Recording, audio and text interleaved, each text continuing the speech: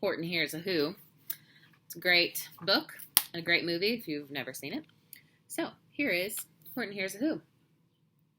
I also love this book because it takes place on my birthday. So, he's the best. On the 15th of May, in the jungle of Newell, you gotta go lay down, Bella.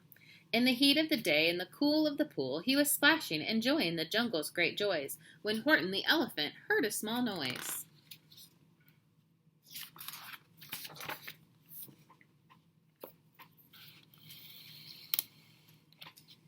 So Horton stopped splashing. He looked toward the sound. That's funny, thought Horton. There's no one around. Then he heard it again, just a very faint yelp, as if some tiny person were calling for help. I'll help you, said Horton, but who are you? Where? He looked and he looked. He could see nothing there, but a small speck of dust blowing past through the air. I say, murmured Horton, I've never heard tell of a small speck of dust that is able to yell. So you know what I think? Well, I think that there must be someone on top of that small speck of dust, some sort of a creature of very small size, too small to be seen by an elephant's eyes. Some poor little person who's shaking with fear that he'll blow in the pool. He has no way to steer. Bella, you gotta go lay down. I'll just have to save him because, after all, a person's a person, no matter how small. You're in the way, Bella. Go lay down. So gently, and using the greatest of care, the elephant stretched his great trunk through the air, and he lifted the dust speck and carried it over, and placed it down safe on a very soft clover. Humped a voice. 'Twas a sour kangaroo, and the young kangaroo in her pouch said, too. Did I skip a page? No, I didn't. Why, that speck is as small as the head of a pin. A person on that? Why, there never has been.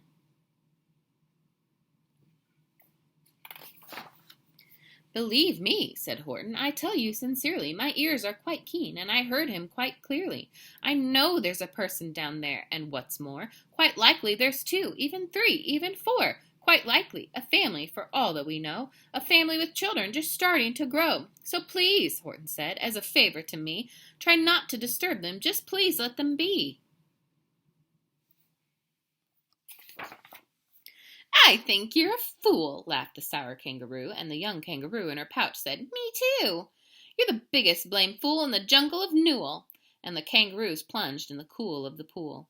What a terrible splashing, the elephant frowned. I can't let my very small persons get drowned. I've got to protect them. I'm bigger than they. So he plucked up the clover and hustled away. Through the high jungle tree-tops, the news quickly spread. He talks to a dust speck. He's out of his head. Just look at him walk with that speck on that flower. And Horton walked worrying almost an hour. Should I put this speck down? Horton thought with alarm. If I do, these small persons may come to great harm. I can't put it down, and I won't, after all. A person's a person, no matter how small. Then Horton stopped walking. The speck voice was talking. The voice was so faint he could just barely hear it. Speak up, please, said Horton. He put his ear near it. My friend, came the voice. You're a very fine friend. You've helped all us folks on this dust speck no end. You've saved all our houses, our ceilings and floors. You've saved all our churches and grocery stores. You mean? Horton gasped. You have buildings there too?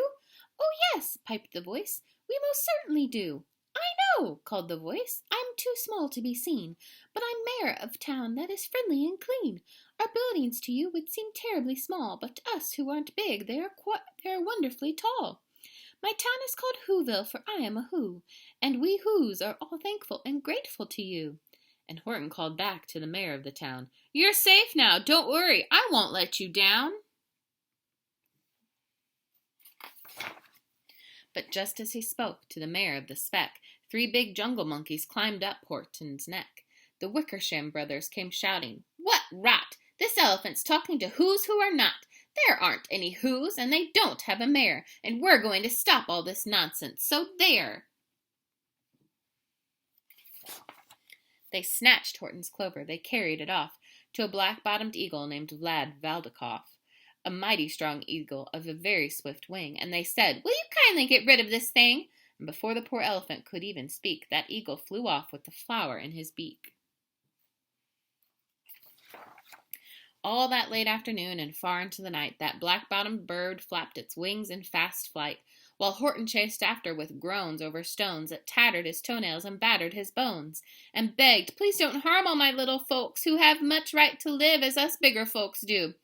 But far, far beyond him, that eagle kept flapping, and over his shoulder called back, "Quit your yappin', I'll fly the night through. I'm a bird, I don't mind it, and I'll hide this tomorrow where you'll never find it." And at 6:56 the next morning he did. It sure was a terrible place that he hid it. He let that small clover drop somewhere inside of a great patch of clovers 100 miles wide. "Fine that," sneered the bird, "but I think you will fail." And he left with a flip of his black-bottomed tail. "I'll find it," cried Horton. "I'll find it or bust. I shall find my friends on my small speck of dust." And clover by clover by clover with care, he picked up and searched them and called, "Are you there?" But clover by clover by clover he found that the one that he sought for was just not around. And by noon, poor old Horton, more dead than alive, had picked, searched, and piled up 9,005. Then on through the afternoon, hour after hour, till he found them at last on the 3,000,000th flower. "My friends," cried the elephant, "tell me, do tell, are you safe, are you sound, are you whole, are you well?"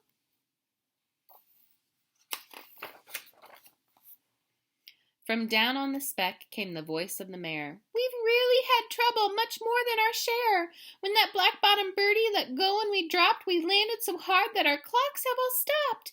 Our teapots are broken, our rocking chairs smashed, and our bicycle tires all blew up when we crashed. So Horton, please," pleaded that voice of the mayor's, "will you stick by us who's while we're making repairs?" "Of course," Horton answered. "Of course I will stick. I'll stick by you small folks through thin and through thick."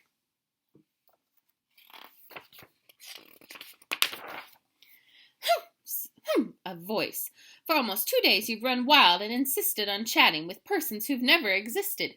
Such carrying-ons in our peaceable jungle. We've had quite enough of your bellowing bungle, and I'm here to state," snapped the big kangaroo, "that your silly nonsensical game is all through." And the young kangaroo in her pouch said, "Me too." With the help of the Wickersham brothers and dozens of Wickersham uncles and Wickersham cousins and Wickersham in-laws whose help I've engaged, you're going to be roped and you're going to be caged. And as for your dust speck, ha! That we shall boil in a hot